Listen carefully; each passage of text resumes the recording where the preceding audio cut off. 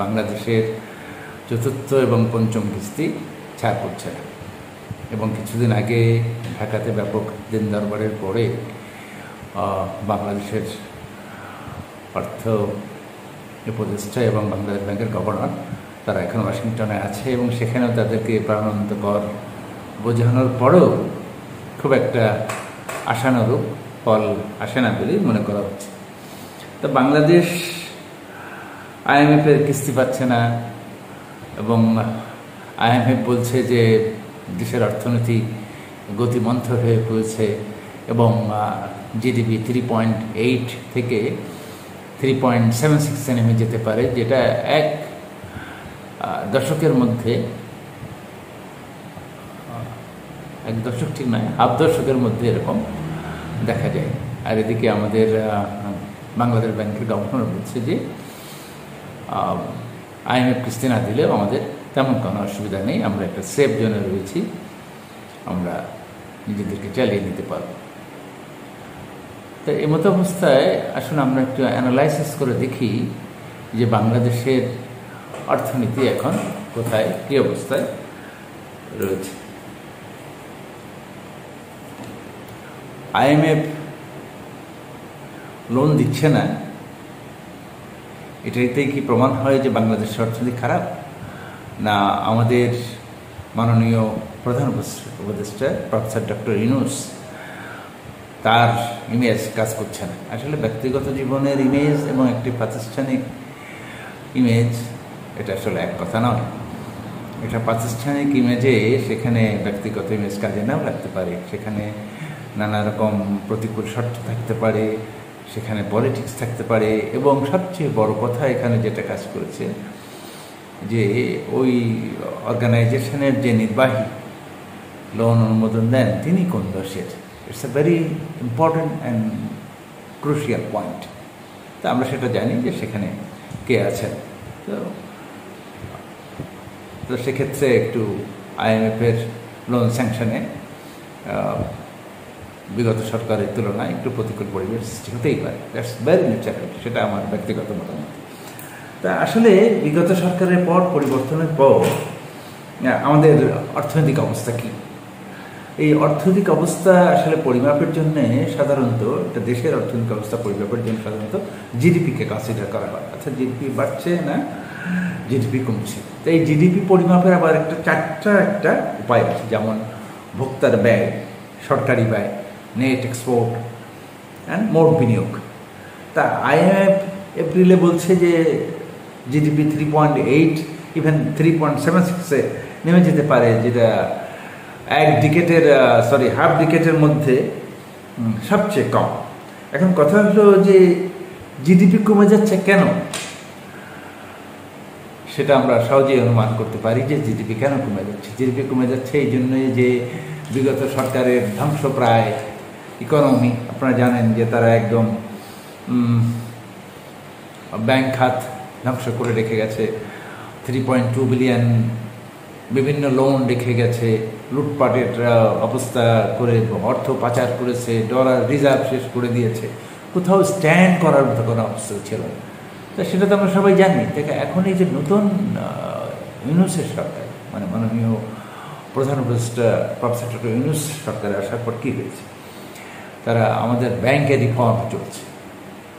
ব্যাংকের রিফর্ম চলাতে যেয়ে কী হচ্ছে, নতুন লোন দেওয়া কমে গেছে, মানি সার্কুলেশন সংকোচন করা হয়েছে। যে মন্থর হলে জিডিপি কমে যাবে, অর্থাৎ জিডিপি কমে যাবে, এটাই সরকার। বিগত সরকারের সময় যখন ব্যাংক লুটপাট করে ইনভেস্ট করা হয়েছে, ইন্ডাস্ট্রি বানানো হয়েছে, ইম্পোর্ট বেড়েছে এবং ইন্ডাস্ট্রি বানানোর জন্য এক্সপোর্ট হয়েছে, কিছু এক্সপোর্ট বেড়েছে, এমপ্লয়মেন্ট বেড়েছে, কেনাকাটা বেড়েছে লুটপাটের টাকায় এবং দুর্নীতির টাকায়, এবং দৃশ্যত উন্নয়ন হয়েছে। এক পাশ খালি করে আর এক পাশ উন্নয়ন করেছে। তো সেই সময় জিডিপি বেড়েছে।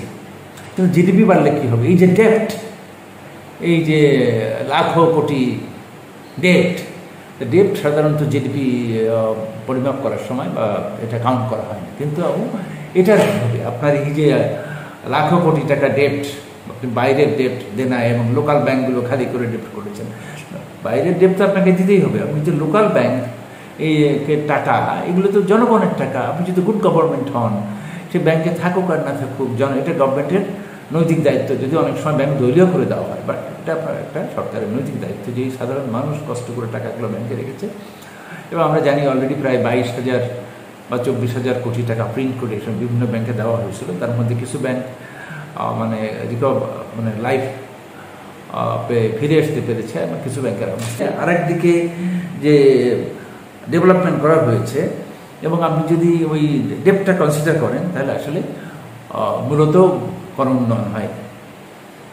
কারণ এই ব্যাংকের টাকাটাও তো টাকা, আপনি শুধু এক পকেট থেকে মানে যে টাকা ফেরত দিতে হবে না এরকম মনে করে নিয়ে যে বাজারে যে বাড়িঘর গাড়ি ফ্ল্যাট বানাইলেন, তা আপাতত দৃষ্টিতে মনে হলো ইন্ডাস্ট্রি বানাইলেন, উন্নতি হলোই, কিন্তু একদিকে কিন্তু খালি হয়ে গেল। তা এখন তো প্রবলেম হলো যেহেতু লুটপাট বন্ধ হয়েছে, প্রজেক্ট ওভারভ্যালুয়েশন বন্ধ হয়েছে, ঘুষ দুর্নীতির টাকা অনেকটা কমে গেছে। যদিও দুর্নীতি কিছু কিছু আছে বা ঘুষ কিছু কিছু, মুদ্রানীতির সংকোচন করা হয়েছে। এইসব কারণে কী হয়েছে যে বাজারে ও লং টার্ম লোনগুলো দেওয়া প্রায় অলমোস্ট বন্ধ। এইসব কারণে কী হয়েছে, বাজারে ভেলোসিটি অফ মানি কমে গেছে এবং একটা অর্থনীতি কিছুটা মন্থর হয়েছে, এবং জিডিপি কমে যাওয়াটা এটা অস্বাভাবিক। IMF যাই বলুক, এখন অর্থনীতি আসলে কিছুটা সেফ জোনে রয়েছে। আর 3.2 বিলিয়নের যে গ্যাস, জ্বালানি, তেল, বিদ্যুৎ বিভিন্ন ক্ষেত্রে যে লোন ছিল, এগুলো অলমোস্ট পরিশোধ করা হয়েছে, এবং তাতে অর্থনীতি কিছুটা মন্থর হলেও দেশের রাষ্ট্রীয় অবস্থা কিছুটা সেফ জোনে রয়েছে। এখন আমার কথা হলো যে এই যে এইগুলি একটু কমিয়ে বা একটু অর্থনীতির লাগাম টেনে ধরে যে বাঁচানোর চেষ্টা চলছে, সেটা আসলে কোনো খারাপ কিছু নয়। This is right decision. এখন কথা হলো জিডিপি কমলেও আপনি যদি একটু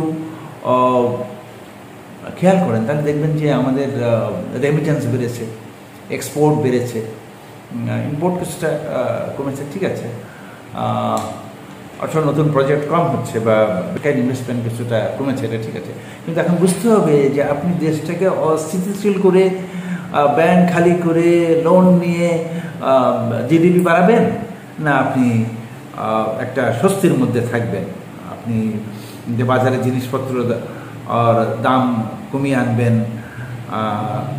না আপনি দেউলিয়া হবেন, না একটা মধ্যে থেকে একটা স্থিতিশীল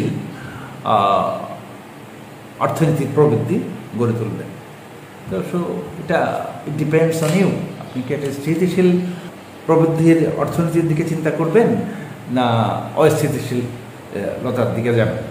কমে গেলেও একটা সাস্টেনেবল অবস্থার মধ্যে থাকেন বা একটা স্থিতিশীল অবস্থার মধ্যে থাকেন, তাহলে কিন্তু এই IMF বা ওয়ার্ল্ড ব্যাংকের কাছে আপনাকে দৌড়াতে হবে না। এবং তবে একটা কথা, যে IMF loan creates some goodwill to the other loan giving agency. অর্থাৎ IMF যখন লোন দেয়, তখন অন্যান্য লোন গিভিং এজেন্সি তারা মনে করে যে যেহেতু IMF অনেক বেশি ফিজিবিলিটি স্টাডি করে দেয়, তারা মনে করে যে এই দেশে লোন দিলে তারা ক্ষতিগ্রস্ত হবে না।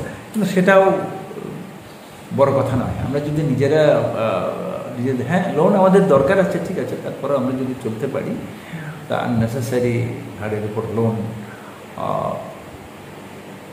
মানে প্রতিকূল শর্ত, যেটা আমাদের অনুকূল শর্ত নয়, এরকম শর্ত নিয়ে নেওয়াই ভালো, তাতে জনগণের সাফারিং বেড়ে যেতে পারে। আর একটা কথা, অনেকে মনে করতে পারেন যে ডক্টর ইউনূসের ম্যাজিক কাজ করছে কি করছে না।